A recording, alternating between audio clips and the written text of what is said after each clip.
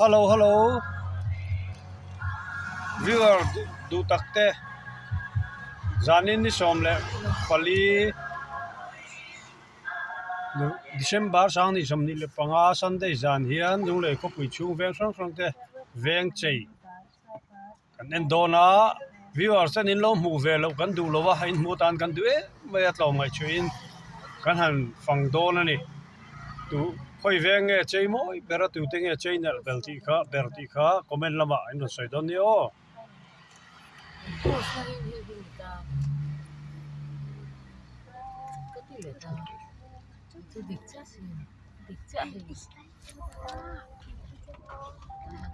Kiko nani lahi Kiko Bazar veng Kiko lunglei selep rang lui ti po chen chun kan ti to mai thema se kan la ti phal chi lo lunglei chun siam thangi hau nar te in le avel khan hi dian kan tlan te me ka bazar veng an nia Kiko ni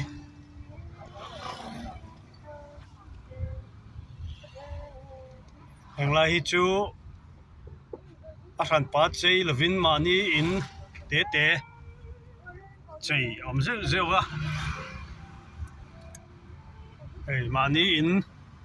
vel an chei hria a ho wa chei om chi lo ani eng te po hi mimal in chei ani eng lai bet si lai thiam telar lunglei selep gospel singer la takte in vel khani a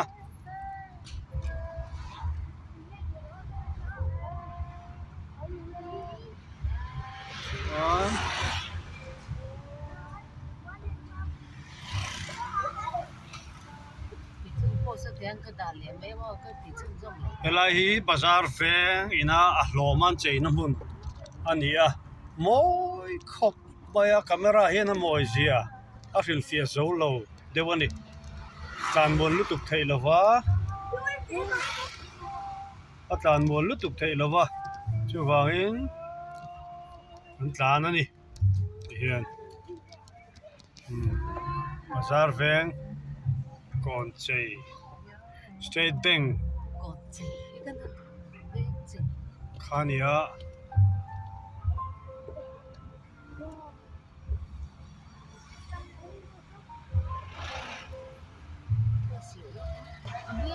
helai hi bazar veng tho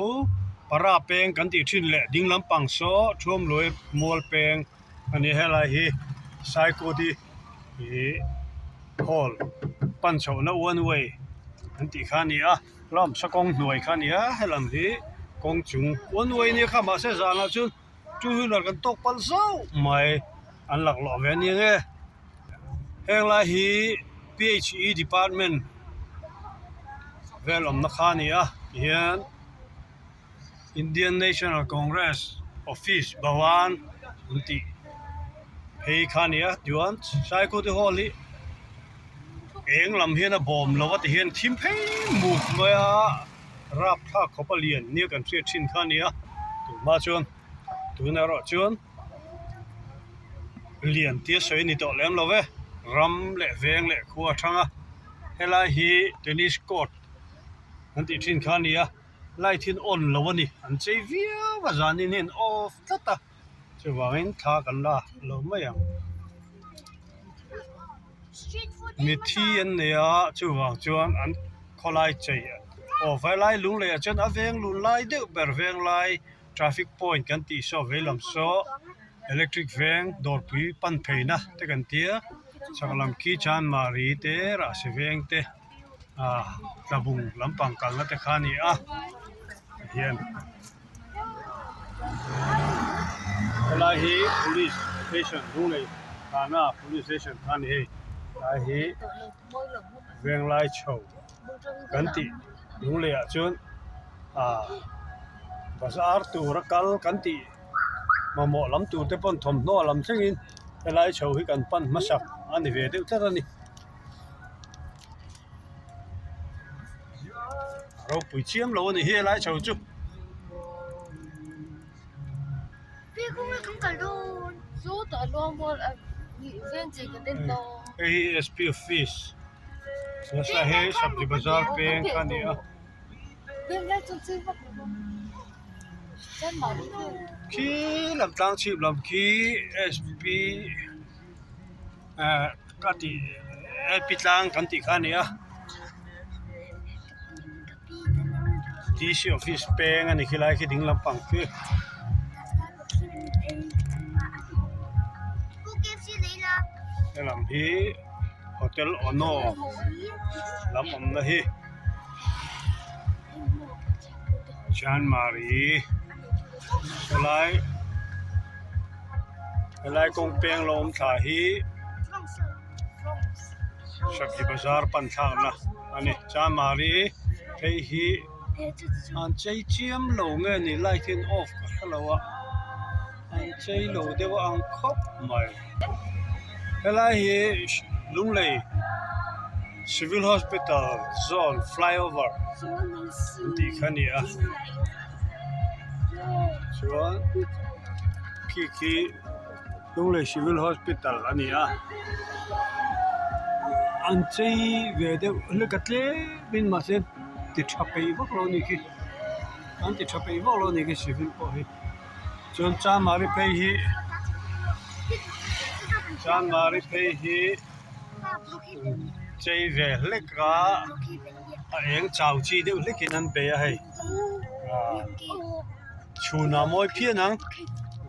zana hen a eng hi ro pui lutuk lo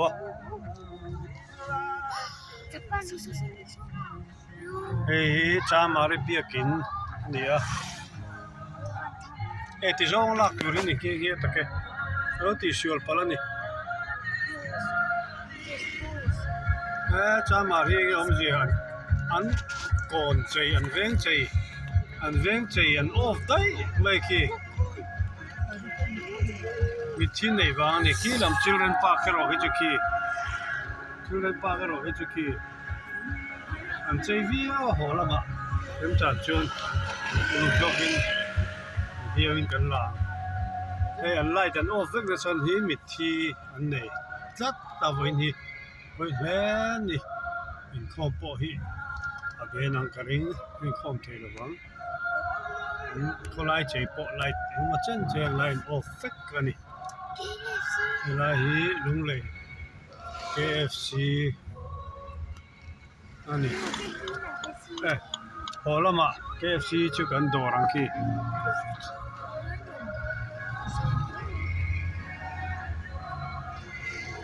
hi tun ma chun moi lo lam ni lo se rol lui te chun rol u de chun that chaweng thak an tia a moi lo ani po ni to lo hei Market Bazaar nia Chan Mari chi ni boka hi Chinot ho ina hospital John William Hospital building khania kong kam mai he na ma kang kai view ni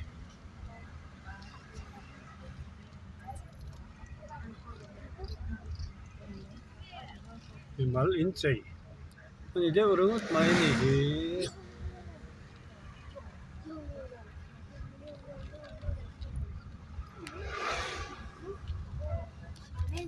helai kulai chu kha fal ko ni helai hi LC Square ni a sata na hun te ni a kong chu ga kan tlan dai don ani kong nui che de wangin kong nui so du la kan ho LC la ma so kong nui so nakina kan ho lam radio station All India Radio lampang om na lama kong chu a ken kan tlan dai ani Oi ma. la hi lung lo kong chung ya lo chei ve leka lo pui takin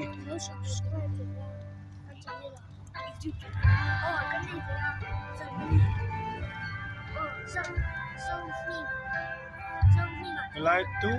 ma kong cherang thin kan ti lai ka nia hi lung lo one gate ti thin sam rifle na en khania I love lunglei Santa Claus in lo tieni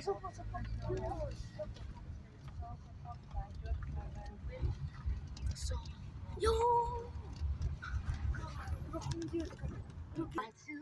Oleh bayo chỉ ra mà. Oleh. la hi lung lo ka ti long mual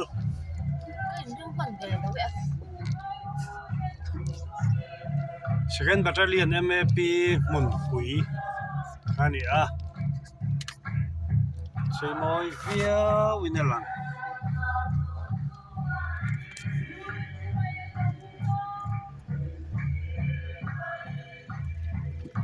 Hop.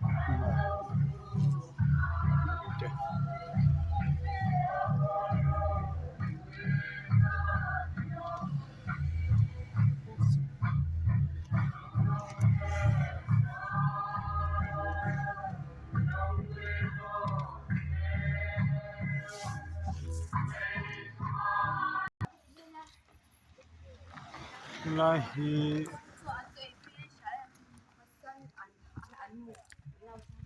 MAP Second Battalion Headquarter ani a moi ve view e ba hi thalak tu vak kom lo ni alan danin kulang khowai sha ro la khania hilam hi commandant amlam khan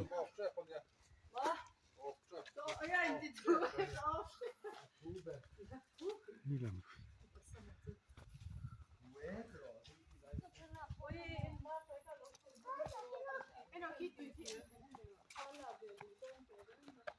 Merry Christmas and Happy New Year. Hello, Tini. Ila arsi ki chu lien lu tu ko kan ka war phalo te ani hi. To khri pata. La he veng lai this office peng chou kan ne chuk ro in kal don. Chei le. Ani. An vei lam so lai also convention center of la khania ela hi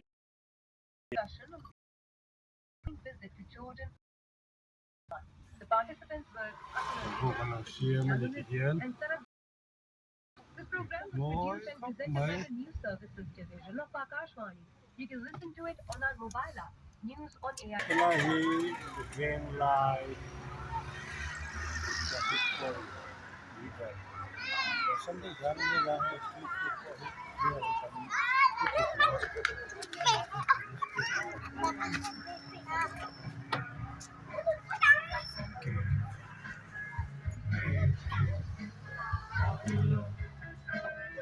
Dar ko le chan ve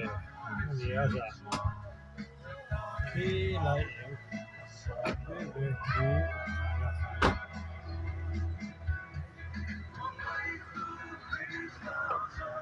ki hi ki ko bazar ven ki ko bi ki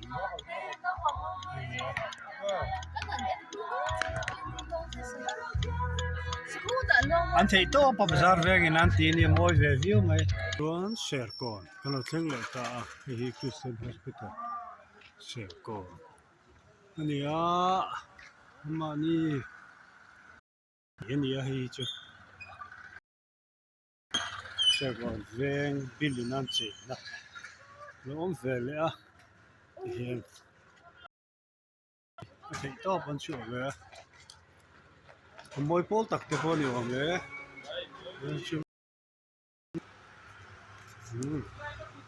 la to here bulanga an be ur sun ai chon ala ro pu vak lova tu la ku traffic se ka ni kan chuk vek lovanga kila kan BCM headquarter office le akot ver monument ver kanan elle don ni Baptist Church of Mizoram tilo ni kuwa hi an entry main gate ni a hi duty post ni he duty po no marana an monument ver le an office building ver an cheina he to tu po anam chho tran view in ka ya Titanic te pawng dewa kilam asang nam ki an main building headquarter office building ania chuan hela hian an thupui te pawh kan tih ang chu chan chin tha mitin tan tih ziak lo tar kola thidi mangin chuan hei hi la chuan sa pu buang la sa pu pa lim te pon da line cross tia hela hi